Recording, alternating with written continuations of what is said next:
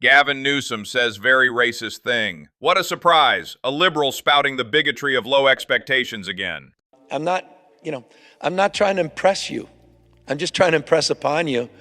I'm like you. I'm no better than you. I'm a 960 SAT guy. and I'm not trying to offend anyone, trying to act all there if you got 940. If this wasn't bad enough, another Democrat governor said something very similar to one of Biden's several racist statements about black people. Young black kids growing up in the Bronx who don't even know what the word computer is. They don't know. They don't know these things. Listen to this. This is Biden's bigotry of low expectations. Democrats think black people are stupid. A lot of people don't know how to register. Not everybody in the community, in the Hispanic and the African American community, particularly in rural areas that are distant and or inner city districts, know how to get online to determine how to get in line for that COVID vaccination at the Walgreens. This is the way they talk about black people time and time again. Now let's see how Gavin Newsom talks to white people about his reading level. You've written a hell of a book, and I don't say that lightly. I went through it in a quick hour and a half, almost 2 hours.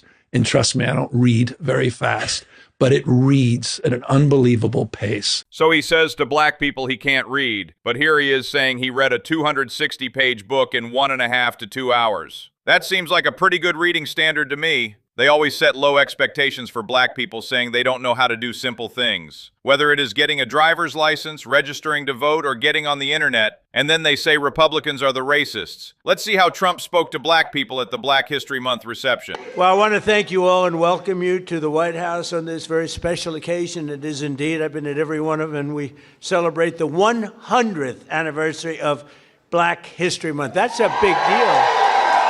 100. Wow, that's sort of special. The 100th. That's about it. Like 150 is good, but 200 is better, right? 100 is better. I want to begin by expressing our sadness at the passing of a person who I knew very well. Jesse was a piece of work. I want to tell you, he was a piece of work, but he was a good man. He was a real hero, and I just want to pay my highest respects to Reverend Jesse Jackson. He's a good man. He was actually, as you got to know him, he got better and better all the time. A lot of people, you get to know him, they get worse and worse. Jesse got better and better. But I knew him well long before becoming president, and he really was special with lots of personality, grit, and street smarts. You would say Jesse had serious street smarts, right? A very important ingredient to life, I will tell you. He was gregarious and someone who truly loved people and a force of nature. He was somebody that we're going to greatly miss. And on behalf of everyone here today, I know you join me in sending our condolences to the entire family. Had a great family.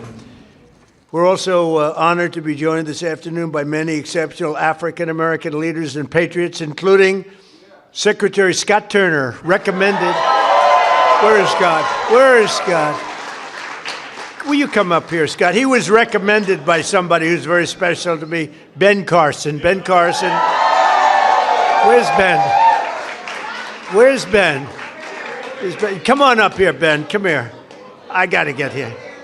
And his wonderful wife, Candy. Candy, I'm going to steal Ben for a second because, Ben recommended Scott. And when Ben recommends somebody, I just do it. Did I make a good decision? Be careful. Don't fall, Ben. If you fall, that's the end. You can never recover from a fall. If you can make the greatest speech ever, but if you fall, my predecessor taught me that. Now see how black people who have been affected by Democrat racist policies in the worst way possible talk about Trump. One of those who knows the importance of this mission is Felicia Cook, a lifelong Washingtonian who tragically lost her grandson to violence in 2017. Felicia, we're so sorry, and you are a spectacular person. If you could say a few words, please. Thank you very much. Yes, come on in. Oh, yeah. Oh, help her up. We don't want any mistakes. Come on in. First of all, can I have a hug? Yes, you can. Thank you. so nice. Thank you. I like her. Please. I like him too. One thing I like about him, he keeps it real just like Grandma. I appreciate that because I can trust him because he tells exactly how he feels and what he thinks. Thank God for this president. I am filled, my cup runneth over.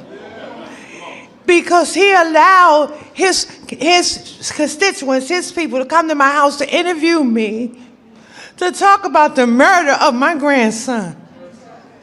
It seemed like nobody cared. I'm an advocate for murder. I marched. I rallied. I pulled out other families in the District of Columbia that had murders and did not have answers. Ooh. We marched and we rallied, and nobody heard me, Democrats. Get mad at me. Until this Republican sent his constituents, his people out there to interview me in my home. Have you ever heard of a thing?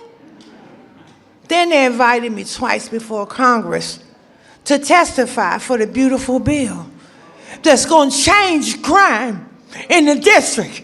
If you kill somebody, okay, you take a life, you do life. Just that simple. If you do a harsh crime, you do harsh time. Just that simple. And then we need National Guard, and which we did years ago. He brought it on.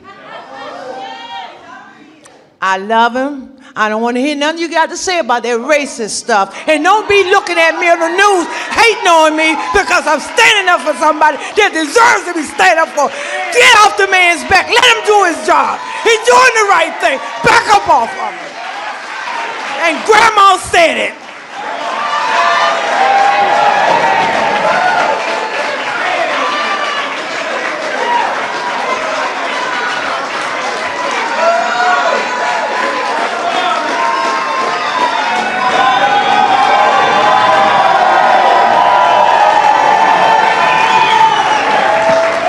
Wow. That's pretty good. When is she running for office? Felicia, when are you running for office, please? You have my endorsement. You have my endorsement, Felicia.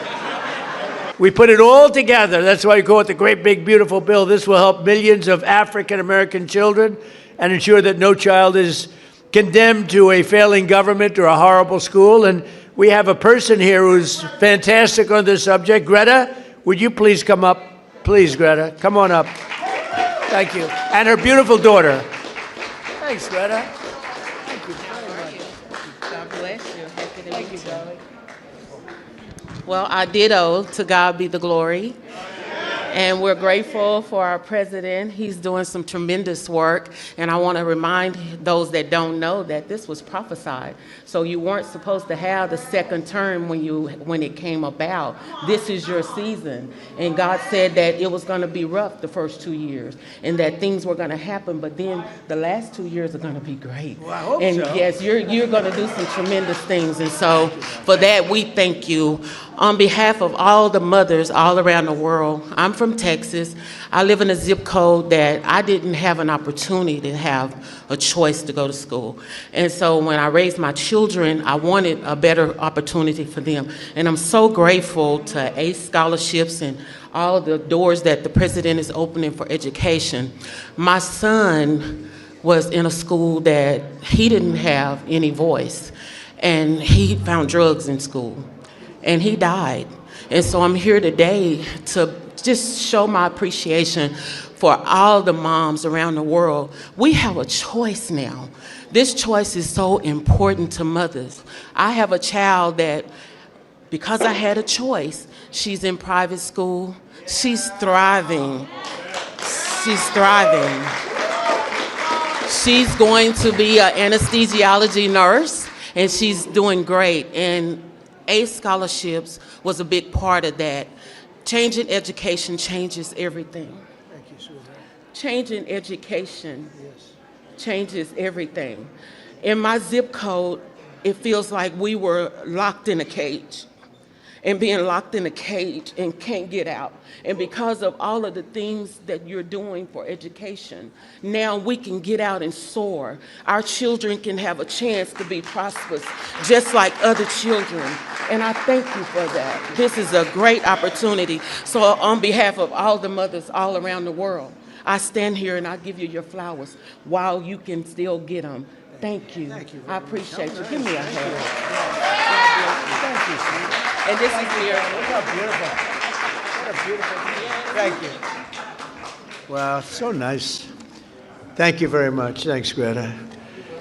So we're calling it end, and I just want to say this is an honor to be here. We celebrate Black History Month. We honor the memory of those who came before us by continuing their legacy and fighting for an American that's really an America that's safe and strong and prosperous. We now have a country that's bigger, better, greater than ever before. But this is a very special group of people. So happy Black History Month, happy Black History Year, and happy Black History Century. Thank you all. Thank you, Bruce. Thank you.